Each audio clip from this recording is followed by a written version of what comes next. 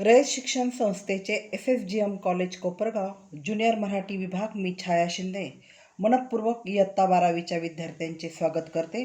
शुभ सकाळ विद्यार्थी मित्र हो, आपण मागील झूम लेक्चरमधून निबंध लेखन एक कला निबंध लेखन बघितलं, निबंध लेखनाचे प्रकार पाहिले, निबंध लेखनासाठी असणारी पथ्य, नियम, निकष यांचा आपण अभ्यास केला। आता आपण या व्हिडिओतून उपयोजित मराठीकडे वळत आहोत। या व्हिडिओतून आपण माहितीपत्रक म्हणजे काय याचा अभ्यास करणार आहोत।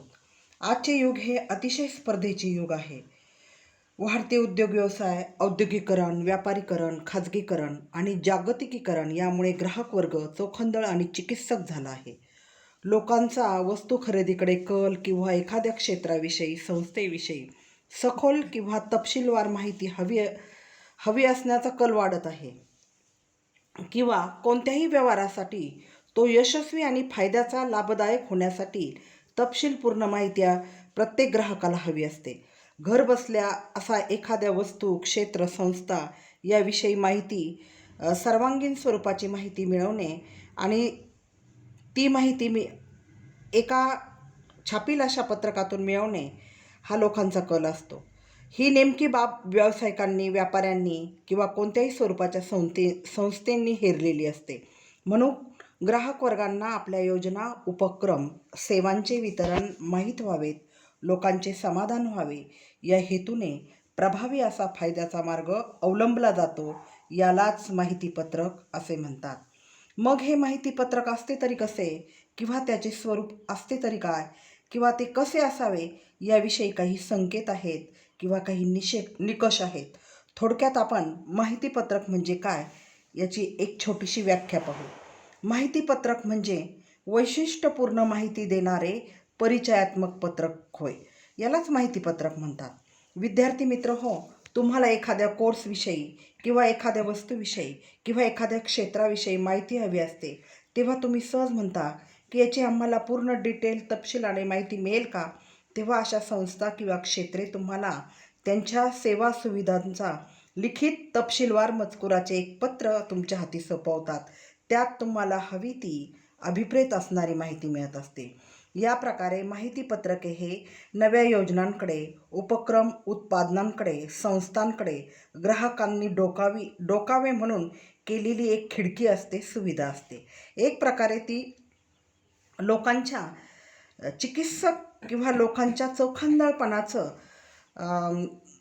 चोखंदळपणाचं समाधान करत असते। नवीन ग्राहक मिळवणे, बाजारपेठ काबीज करण्यासाठी माहितीपत्रक म्हणजेच यातील माहितीपत्रकांची गरज असते। म्हणून कुठल्याही उद्योग व्यवसायात यशस्वी व्हायचं असेल तर सुंदर माहितीपत्रके, आशयपूर्ण माहितीपत्रके निर्माण करणे ही यशाची पहिली पायरी ठरते। अप्रत्यक्षपणे घरबसल्या लोकांना माहितीचा स्रोत उत्पन्न करून देणे हे माहितीपत्रकाचे कामे अत्यंत महत्त्वपूर्ण आता ठरत आहेत। या प्रकारे माहितीपत्रकांची गरज दिवसेंदिवस निर्माण होत आहे। प्रत्येक क्षेत्रात आता माहितीपत्रकाची गरज भासते। सामान्य क्षेत्रापासून ते असामान्य क्षेत्रांनी बाजारपेठ काबीज करण्यासाठी, लोकमत अनुकूलन साधण्यासाठी माहितीपत्रकांचा वापर मोठ्या प्रमाणात सुरू केला आहे। आज प्रत्येक ठिकाणी आपल्याला माहितीपत्रके हवी असतात। एखादी कोणतीही सामान्य गोष्ट आपण खरेदी करायला गेलो किंवा कुठे प्रवेश घ्यावयास गेलो, आपण लगेच माहितीपत्रकाची मागणी करतो।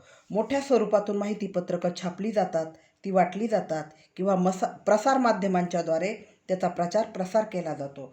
मग अशा सर्व ठिकाणी ग्राहकांना माहिती पुरवणाऱ्या किंवा त्यांच्या अडचणी सोडवणाऱ्या या पत्रकाची रचनाही असते आणि ही रचना वैशिष्ट्यपूर्ण असते। माहितीपत्रकाच्या रचनेची काही वैशिष्ट्ये आपण समजावून घेऊ। त्यात माहितीपत्रकाचं पहिलं वैशिष्ट्य आहे माहितीला प्राधान्य। म्हणजे कोणत्याही माहितीपत्रकातून पहिले माहितीला प्राधान्य दिलं जातं, त्या गोष्टीला महत्त्व दिलं जातं। आपल्या शाखेची, संस्थेची, उद्योग व्यवसायाची माहिती देणं हा त्याचा पहिला हेतू किंवा ध्येय असतं। म्हणून यात नावच माहिती किंवा माहितीला प्राधान्य देणं ही गोष्ट महत्त्वाची असते। ज्या हेतूने, उद्देशाने माहितीपत्रकं तयार केलेली असतात, नेमके त्याचबद्दल ती प्रामाणिक, आटोपशीर संक्षिप्त माहिती या माहितीपत्रकातून दिली जाते. उदाहरणार्थ, एखाद्या संस्थेविषयी, फर्मविषयी माहिती घ्यावयाची झाल्यास त्या फर्म किंवा संस्थेचा नोंदणी क्रमांक असतो, त्याची तारीख असते, त्याची मान्यता असतो, पत्ता असतो, त्याच्याशी संबंधित अधिकारी व्यक्ती, संस्थेचा दूरध्वनी क्रमांक, त्यांचा दूरध्वनी क्रमांक, ईमेल, वेबसाईट या सर्व प्रकारची माहिती त्या माहितीपत्रकात समाविष्ट केलेली असते. मुख्य म्हणजे ही माहिती वास्तव असते, सत्य असते, प्रांजळ असते आणि वस्तुनिष्ठ स्वरूपाची असते.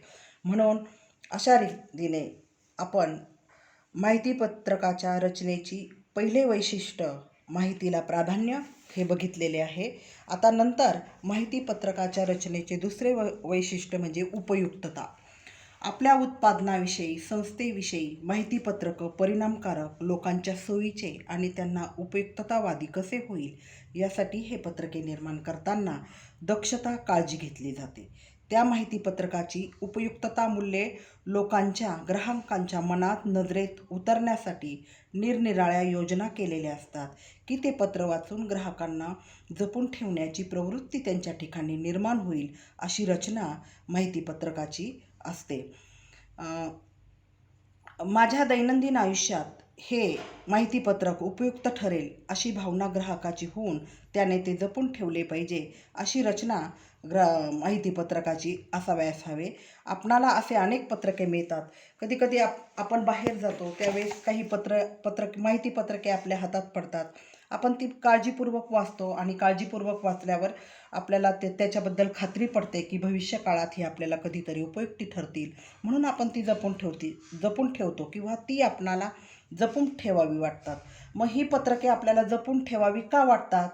तर त्या माहितीपत्रकाची जी रचना आहे त्या रचनेतून त्या माहितीपत्रकाची उपयुक्तता मूल्य आपल्या मनाला पटलेले असते, म्हणून हे माहितीपत्रक आपण जपून ठेवतो. यानंतर माहितीपत्रकाचे रचनेचे तिसरे वैशिष्ट्य म्हणजे वेगळेपण. इतरांच्या उत्पादनापेक्षा, संस्थांपेक्षा आपली माहितीपत्रके ही आगळेवेगळे आहे. सेवा सुविधा पुरवणारे आहेत. इतरांच्या तुलनात आपली सेवा, वस्तू, उत्पादन, संस्था, योजना हे वेगळे आहेत आणि अधिक उपयुक्ततावादी आहे हे पटवून देण्यासाठी माहितीपत्रकात वेगळेपण असणे गरजेचे आहे. आणि आता स्पर्धेचे युग आहे, गतिमानतेचे युग आहे. हे वेगळेपण नेमके लोकांच्या, ग्राहकांच्या नजरेस आणून देण्यासाठी माहितीपत्रकं ही अशी आगळीवेगळी छापली जातात. त्यामध्ये वेगवेगळ्या योजना, उपक्रम यांना प्राधान्य दिलं जातं. अशा रीतीनं वेगळेपण जपणे हे माहितीपत्रकाच्या रचनेचे एक महत्त्वपूर्ण वैशिष्ट्य ठरू शकते. यानंतर माहितीपत्रकाच्या रचनेचे चौथे वैशिष्ट्य आहे आकर्षक मांडणी म्हणजे लेआउट. माहितीपत्रक म्हणजे एक प्रकारचे ज्या त्या उत्पादनाचे, संस्थांचे परिचय करून देणारे पत्र असते. म्हणून त्यातील मांडणी ही आटोपशीर, सुटसुटीत, आकर्षक, त्यातील भाषा सहज, सोपी, साधी असावी. ग्राहकांचा गोंधळ किंवा गैरसमज निर्माण करणारी नसावी. अक्षर, टाईप, छपाई ही ठसठशीत, उठावदार, आकर्षक आणि मनोवेधक असावी. मुखपृष्ठ, त्या माहितीपत्रकाचं मलपृष्ठ ग्राहकांचे लक्ष वेधून घेणारे असावे. कुशल चित्रकार, कलाकार, संगणक तज्ज्ञ यांच्याकडून ती करवून घ्यावीत. या क्षेत्रातील अनुभवी तज्ज्ञ लोकांच्या अनुभवाचा वापर माहितीपत्रकातून केला जातो आणि असे उद्योग, व्यवसाय, संस्था चालवणारे लोक अशा माध्यमांचा उपयोग करून आपली माहितीपत्रके ही अत्यंत आकर्षक ठेवतात की जेणेकरून ग्राहकांच्या मनात आपल्या माहितीपत्रकाबद्दल चिकित्सा निर्माण होईल आणि ते तिकडे वळतील. त्यानंतर माहितीपत्रकाच्या रचनेचे पाचवे वैशिष्ट्य आहे माहितीपत्रकात छापलेल्या आशयाची भाषाशैली. या भाषाशैलीला अत्यंत महत्त्व आहे. माहितीपत्रके बघून भागत नाही तर ती प्रथम वाचली जातात, म्हणून त्यातील भाषेला खूप महत्त्व प्राप्त होते आणि भाषा आकर्षक, सोपी, मनोवेधक असावी लागते. ती फार किचकट, अवघड, बोजड भाषा माहितीपत्रकात जर असेल तर ग्राहकांचं समाधान होणार नाही, त्यांचं आकलन होणार नाही. म्हणून योग्य भाषा, अचूक शब्दांचा परिणामकारक वापर माहितीपत्रकांतून केलेला असतो. भाषेच्या शब्दांच्या परिणामकारक उपयोगातून त्या संस्थेची, वस्तूची जाहिरात झाली पाहिजे, अशी भाषाशैली त्यात असावी. उदाहरणार्थ बघा, एखाद्या रेस्टॉरंटविषयी तुम्हाला माहिती हवी असेल तर ते माहितीपत्रक तुम्ही पाहणार आहात, वाचणार आहात.